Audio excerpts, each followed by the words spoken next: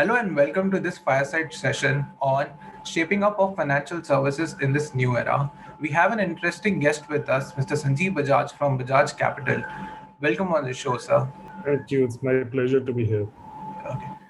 Sir, as we all have been seeing that the financial services space, has been shaping up with respect to the digital proliferation and the digital adoption across the board, internally by BFSI organizations, fintech organization, as well as even customers have been, extremely demanding digital services and digital products. So in all of these contexts, I would want to understand from you throughout all your experience, how do you view, the way the financial services space is shaping up in terms of how financial organizations and even Bajaj Capital is aligning with this digital proliferation and adoption across the board? See, what Corona has done is earlier there was a clear distinction. They used to be offline players and they were digital players who were trying to disrupt. So what Corona did was that, offline players always used to feel, okay, look, if I go digital, I may disrupt myself, or, obviously for them, the task of taking everything online was much more difficult. So, but what happened last year when we went into lockdowns and they were prolonged lockdowns? So what happened is that everybody had to move digital. So digital was no longer a choice, but it was a necessity. It was a survival tool. So I think everything that happened, we moved digital. Even the KYCs, which required physical signatures, the regulators were very supportive. They allowed online KYCs, e-KYCs. So everything that was stuck, that prevented financial services from going 100% digital was removed. All companies put all their resources behind digital, and that's why the employment in the IT sector has gone up. And if you look at the results of the IT companies, they're also showing it. So everybody was focused on digital. And today, even like an offline player like Bajaj Capital, today my 60% business is happening totally online. So there is no difference between me and an online player. And this is growing very, very fast. So, so what it has done is that it has transformed digitalization and it has narrowed the gap between the fintech players and the offline players. So now, it is a combined play. So even the offline players are highly online, and those who have been able to survive, those who couldn't make it would have already been out of the business. And everything is happening online. Like we are back to lockdowns, but now we are much more efficient. Teams are working online. Business is almost maybe 90% of this thing. Some of our businesses are even higher than there because people have more time to focus on investments, insurance. The demand for insurance has gone up drastically high. Earlier, we used to have to run after the customers. Now the customers run after us. Now the biggest complaint is that your team is not answering to me, or they're telling me we will take 2-3 weeks, or they have told me that you're on a waiting list. But that's the situation today. There is such a huge demand that today we have to put people in waiting list for them to get their product. That's an interesting piece of. I'll specifically come on to the insurance and the investment part particularly. You touched upon that you have a good presence offline as well. So you definitely have a good experience of handling both the digital and the physical branch operations as well. A lot of entities, including you, are experiencing this digital experience where you need a both presence on digital and physical as well. What are some of the key learnings over here in truly optimizing both of these experiences where there are different set of customers? Some would want a pure digital experience, some would want a hand holding in a branch experience. So what it takes as an organization for you to truly lay out, an efficient service in both of these domains? See, I think the phygital is the future, because what has happened is that pure digital, also with the like insurance only, let me take it by, people have realized that I cannot get the level of service I want without a strong offline presence or a phygital presence, as you call it. So people have realized that today service is very important. So a lot of people are actually moving from pure digital players into a phygital player where they know that they can do their stuff online. but they have somebody to depend upon to support them, to do their servicing, to do their claims. So that is becoming a big part of it. So I think for us, we are seeing a lot of migration to companies like us, and especially the upper end of people. There are people who are very retail, and they know that they may not be able to command or demand the kind of service they want, but at least the mass affluent and HNI segment is today moving to phygital, unless it's a trading or something that they do on their own. But other people are preferring that, I have somebody to support me to do this. So moving on to the third point, which I would want to understand, in terms of leveraging the new age emerging technologies, while some of them have been existent, but scaling up on that is something very different. So across all your partnerships, products, services, and different categories, how do you deploy these new age emerging technologies? And what are some of the key learnings out of deploying these emerging technologies in terms of it could be commercials, customer retention, onboarding of new customers. So overall, what are the learnings and how has the experience been? See, one thing is that you have to have complete onboarding online. So earlier, there used to be a lot of places where you would require a physical signature, or at least there was one form and you would need to do this physically. So now with the help of the regulators, all those bottlenecks have been removed. So now starting with KYC, it's 100% online. So you can do a KYC online, and the digital experience depends on the products. Okay, so it's very different for different types of products. So let me tell you, I'll start with products which are purely online, like stockbroking. Yeah. Now, when a person is doing a basic, very normal buying and selling and long-term hold and doing a little bit of research, these people anyway used to like to do it on their own earlier also. So this is a place where it has gone digital and people are loving to do it on their own. They don't want to depend on anybody. They don't want to call and trade. There are obviously people who still do that, but it is majorly preference is that to do it online. Now, this is one extreme end. The other extreme end where customers are requiring handholding and they don't want to do it online is investment products. Now, investments, people are 100% clear that this is my hard-earned money. And they have realized how important this second income, or which is their money, is. And we tell our clients, look, you have to look at yourself or Ishan Shah as a person, and Ishan Shah's investment has to be a different business. Yeah. So you have to look at your investments as a business in itself. So there people want a wealth manager today. They are not willing to do it on their own. They have become more risk averse. So they are moving more to players like us, where we are able to provide a wealth manager along with an online experience. So what they are demanding is, okay, show me my portfolio anytime. I should have the capability to do my transactions online, but I need a person who's going to guide me. There was times in between the market has been crashing. It has been highly volatile. Somebody who will guide me, somebody who will handhold me. And then also is the insurance. Insurance has got divided into two parts. So one is the motor insurance or the bottom end insurance, where people are saying, yeah, look, I don't want to go anywhere. I want to buy it online. Yes. So if I want to renew my car, I just want to renew it online. It doesn't make a difference to me. Whereas when it comes to health insurance, life insurance, then people want support. So they want a phygital sort of an experience, that they want somebody who's going to be there for their family at the time of a claim. So they are looking at what's the quality of the company, what's the quality of distributors. So like the very, very large distributors who are known for good service like us, we have seen a tremendous increase in our business volumes there, because people today are demanding, and especially, as I said, if you're a mass affluent, mass affluent is anybody earning more than 15, 20 lakh rupees. To 1 crore would come in the mass affluent category, 1 crore plus would be in an HNI category. Now, all these people are demanding that, look, we want service and we want handholding and we want a premium experience. And at the same time, even if we have to pay 1 or 2% extra, which is 300, 500 rupees, although which you don't have to pay, that's a misnomer that online is cheaper. In insurance is absolutely the same. But they are demanding that they are moving to phygital. But for us, what we need to do is that we need to make the experience online for them. So what we do is that our wealth manager will fill in everything, or they can fill it in. We are today deployed technologies like co-browsing. They can do it together in a collaborative manner.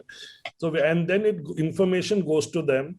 And once they are okay with it, they press okay and they get a OTP. And once they put in the OTP, the transaction goes through. So they have absolute control, security. And what it's also doing is that earlier, there is also, you have to be very careful with your investments, because they have been you have to know when there is a redemption has been made into your account, money has not come in. So now you have one person who's observing that, who can call you, okay, look, your SIPs have not gone through this month, or your ECS has got rejected, or somebody's withdrawn money from your account. Was it sure that it was you, and have you ensured that the money has come into your account? Because sometimes it can go into a wrong account also. So you have to be careful on that. So those things matter. Okay, okay. That's quite interesting point. So in run up to these developments where providing seamless services to customers, I believe there is a significant contribution in partnership with fintechs from earlier, debates of fintechs competing with financial institutions to now a space where virtually in each and every segment of financial services, there is ample room to, collaborate and scale up on that opportunity. So at Bajaj Capital, how do you view these fintech partnerships, and what has been your experience with these particular set of fintechs? It's been fantastic. It's been a fantastic experience. See, what has happened is that fintechs have now got divided into two segments. One, fintechs which want to be B2C. Now, these are very, very highly funded fintechs, and they are burning a lot of cash, and whether they'll be able to make money because see, at the end of the day, financial services business is all about relationships. Yes. It's all about a relationship experience business. So they are one side. And the second side is fintech companies, which were earlier trying to do B2B. But now they have moved to B2B2C, because they have realized that, look, B2C is a very expensive model, and there are too many people fighting for the same pie, and which is a very small pie who wants to be 100% online. So, so they have decided to partner with companies like us. Okay, look, that we'll come to you, we will provide you the complete technology, we will charge a small fees as a percentage of your this thing. And for us also, it is highly convenient because we are getting ready-made platforms.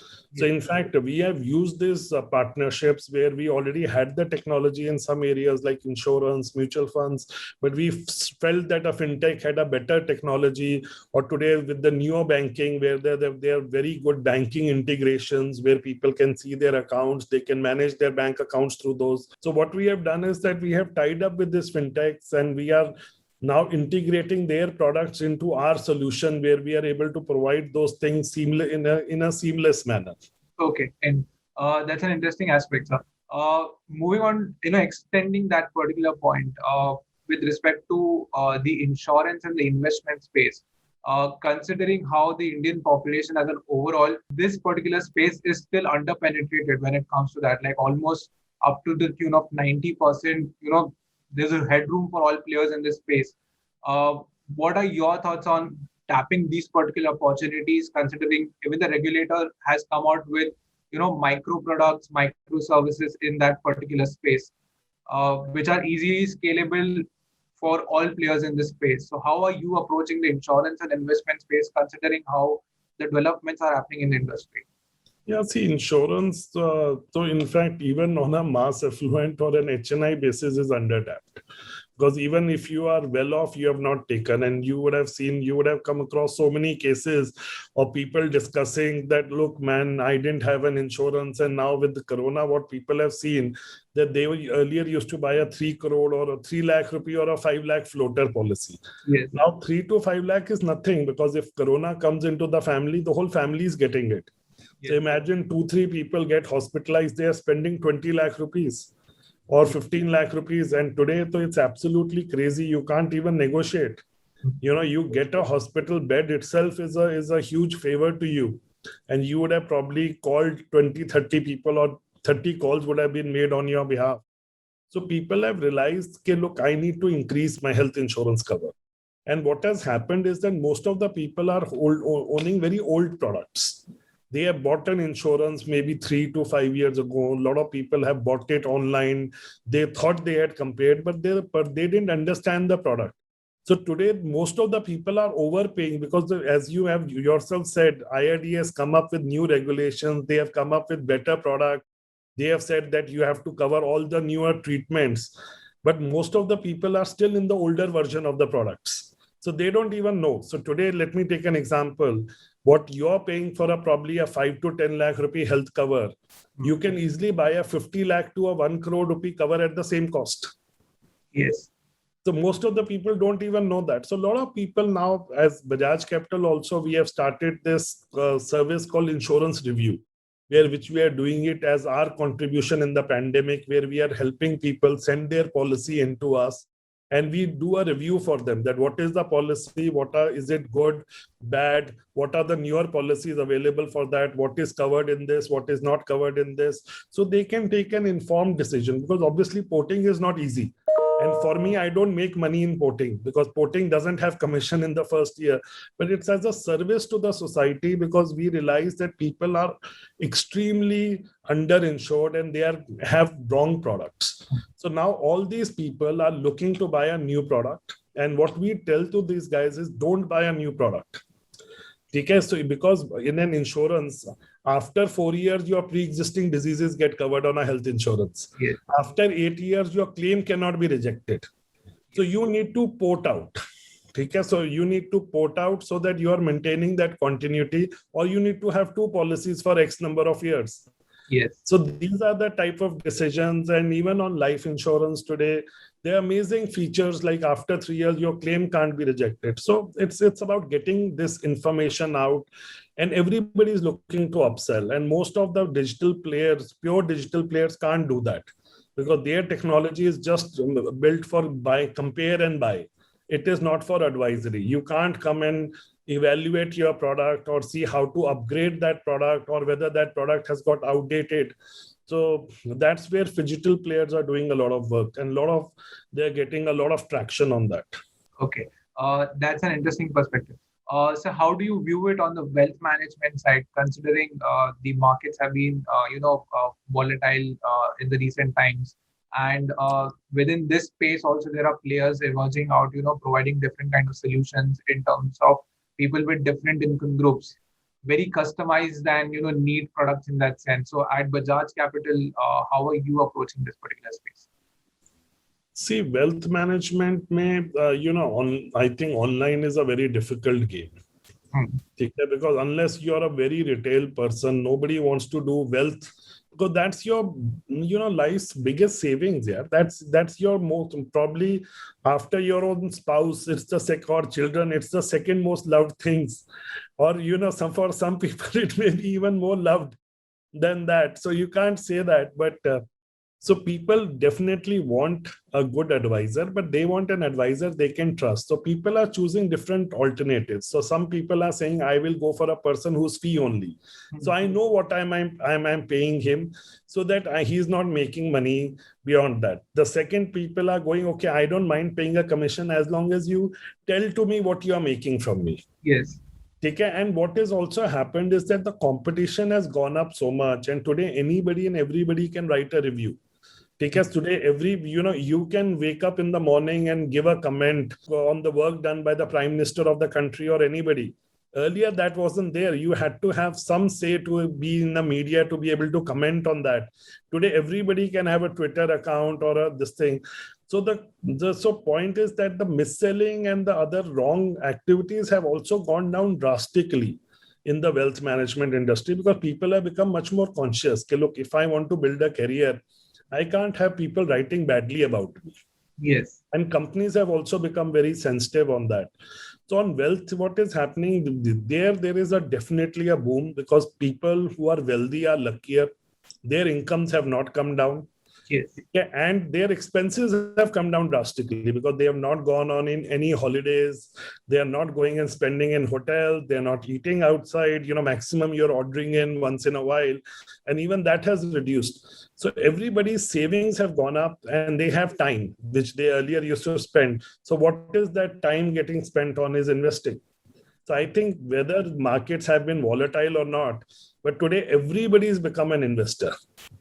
So, so for us, it's again, as I had shared, it's a problem of plenty rather than less. where people have become more demanding, and it's this thing. So it's right now the challenge for us is to increase the number of people we have to be able to support these guys. It's very easy theoretically build an online platform, let people perform online, but people really want our support also. And it's increasing your manpower at the moment. Although we have been doing that when during the opening up period, we had hired extensively, we had trained people, we are still doing that. And right now we are looking to increase 400, 500 people in the next 2 months because there is so much demand.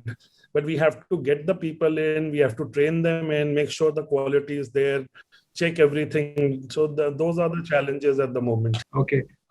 That's quite an interesting take on the hiring perspective. So moving on to the last question, would want to understand across credit, insurance, you just touched upon wealth management as well. Considering the impact of the current second wave of COVID-19 pandemic, how do you view the markets emerging out in terms of credit, insurance, and wealth management? And how are you positioning Bajaj Capital in the coming months? See, one, you have to understand that world has seen extreme losses due to COVID, and especially in the second wave, it has been very bad. But India has not been outside anywhere in the world. Like even in US, the second wave was 3.5x stronger than the first wave. UK, it was 3.5x, and India is also 3.5x. Yes. So you can't say India has been exceptional, but where India has been exceptional is that in those countries in the second wave, the mortality rate only increased by 30%. India, the mortality rate increased by the same percentage, which was 3.5x. So point is that the claims have gone up, and not in India, internationally. So in life insurance, the rates are going up. So people who understand it, reading good papers like yours and other stuff, understand that life insurance. So there is a huge demand for buying a term insurance and getting yourself underwritten. Although challenge hai, usme you have to get yourself medical examinations and all, which is not easy at the moment. So I would definitely recommend that if you are planning to buy term insurance for yourself, which is pure protection, please buy it now, because this is going to become very, very expensive over the next 1 or 2 years. So lock yourself into low rates. When you buy, also second thing you should see is buy a long-term cover. So try to cover yourself till the age of 99. Today, those products are available because the longer the cover, the higher chances of your family getting a claim. And these become protections here, they will become legacy planning. Okay? Then the investment products on insurance today are very good because bank FDs are offering 5.5%, 5%. Yeah. And today insurance are guaranteed return products, which are not illustrations, not mis-selling, but guarantees are giving 5.5% tax-free return, which is fantastic. So there is a huge demand for that. That is happening on that. And overall on the wealth management, I still think, whenever there has been any such event in the world, like whether there have been a world war or there has been a Spanish flu or anything, after that, there is an euphoria of the people who survive. They want to go out, they want to celebrate. So that consumer boom is definitely going to come. So, it's just a matter of whether it's 3 months, 6 months, 1 year, 2 years. When this pandemic goes away, the consumption is going to go through the roof. So this is actually a great time to build your portfolio. But it's what you have to be careful of is be in companies which are strong companies, because what has happened is right now we are in a tide. Yeah. Okay, everything has gone up. And especially the small and some companies, small doesn't have to be bad, but some companies which didn't deserve to be getting the valuations, the kind of valuation they are getting, have gone up, which may never come back. And you have to be careful of getting out of these companies. But this is the time where if you are into solid companies, good funds, and that's where you need your advisor. Because this is the time, like we had 6 to 8 months ago been advising people to get into small caps, large caps. More. Now we are saying that, okay, this is the time. Correction is going to happen. Maybe nobody can predict when, but it's definitely going to happen. So it's time for you to move into higher quality company who will boom from this post-pandemic euphoria that everybody is expecting. Thank you so much. Those were some really great insights on how the financial services industry is shaping up with respect to the digital proliferation and as well as the macroeconomic impacts of different situations evolving. We really appreciate your time and insights. Thank you so much for tuning in, sir. Yeah. Thank you. Bye.